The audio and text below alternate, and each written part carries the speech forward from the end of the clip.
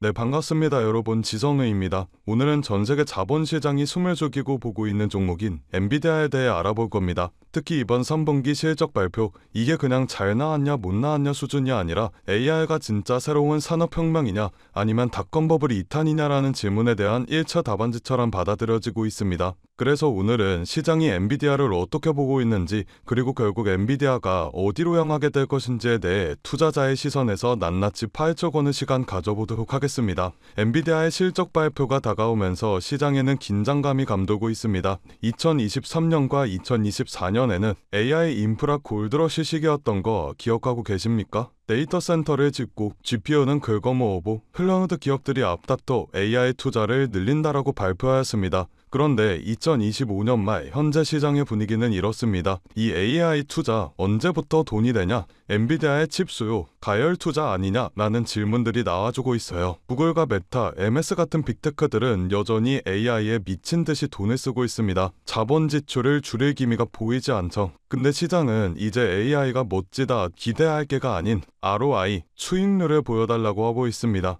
그래서 이번 엔비디아 실적은 단순히 EPS, 매출이 컨센 상회냐 이런 문제가 아니라 AI 테마 자체에 대한 시장의 거대한 질문에 대답하는 장이 될 것이라는 거죠. 지금 시장에는 두 가지 시나리오가 공존하고 있습니다. 이 AI도 결국 닷컴처럼 간다파와 지금은 숨고르기 중 2차 랠리를 준비하는 시기다파로 갈렸죠. 엔비디아가 항목에서 열린 엔비디아 AI 데이 서울에서 삼성전자와 휴머노이드 로봇 개발을 같이 진행하고 있다라고 공식 인정하였습니다. 엔비디아 솔루션 아키텍트 담당자가 직접 말했죠. 삼성에서 디지털 트윈을 구축하고 AI 팩토리를 만들어가는 과정에서 휴머노이드 개발을 긴밀히 진행 중이라고요. 여기에 앞서 삼성 미래로봇 추진단 오존호 단장도 빅테크와 함께 휴머노이드 연구 중이라고 밝혔습니다. 2월 하나로 이어보면 삼성전자는 액추에이터, 로봇 하드웨어, 소프트웨어 형태를 연구하고 있고 엔비디아는 옴니버스, 코스모스, 아이삭 같은 로봇 개발 도구를 제공하고 있는 겁니다. 즉 로봇을 실제 공장과 일상에 투입시키기 전에 가상세계에서 학습을 시키고 각종 업무를 훈련시키는 작업을 삼성 하드웨어와 엔비디아의 AI 플랫폼에서 돌리고 있다라는 겁니다. 핵심은 엔비디아가 단순 GPU 생산만 하는 게 아니라 로봇 개발에도 뛰어들고 있다라는 점입니다. 또 젠슨항은 워싱턴 GTC 행사에서 이미 5천억 달러만큼의 주문이 확보되어 있다고도 발언하였죠.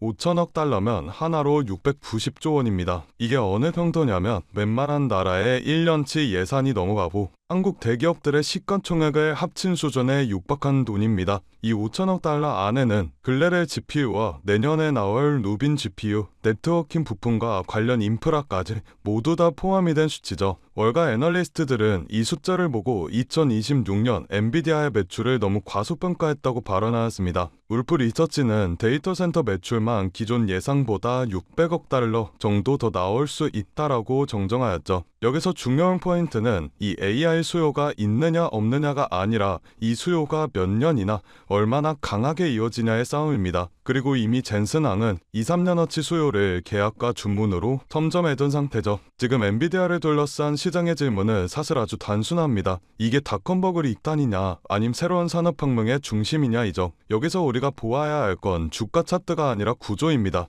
빅테크들의 AI 인프라 투자는 계속 증가하고 내년과 내후년에 5천억 달러의 선주문이 들어와 있습니다. 이건 단순 테마가 아니라 실제 계약과 수주로 입증된 수요죠. 삼성과의 휴머노이드 협력, 엔비디아를 중심으로 모이는 AI 생태계까지 중국 변수는 있겠지만 중국을 제외하고도 이미 시장을 지배하는 수준의 독점력을 보이고 있습니다. 물론 리스크가 없다라는 이야기는 아닙니다. 성장률 둔화와 실적 같은 변수에 단기적으로 흔들릴 가능성은 당연히 존재하죠. 하지만 이 모든 변동성을 감안하고도 길게 봤을 때 방향이 어느 쪽이냐를 따지는 문제라면 저는 주저하지 않고 상승할 것이라고 말씀드리고 싶습니다. AI 열풍 속에서 거품만기 회사들은 결국 걸러지겠지만 실제로 칩을 팔고 플랫폼을 깔고 로봇과 자율주행 통신까지 먹으려고 하는 회사들은 시간이 갈수록 더 강해질 수밖에 없으니까요. 실제로 엔비디아는 돈을 벌고 있는 쪽에 서 있습니다. 이런 회사의 주가는 길게 보면 결국 다시 위를 향할 수밖에 없다고 생각합니다.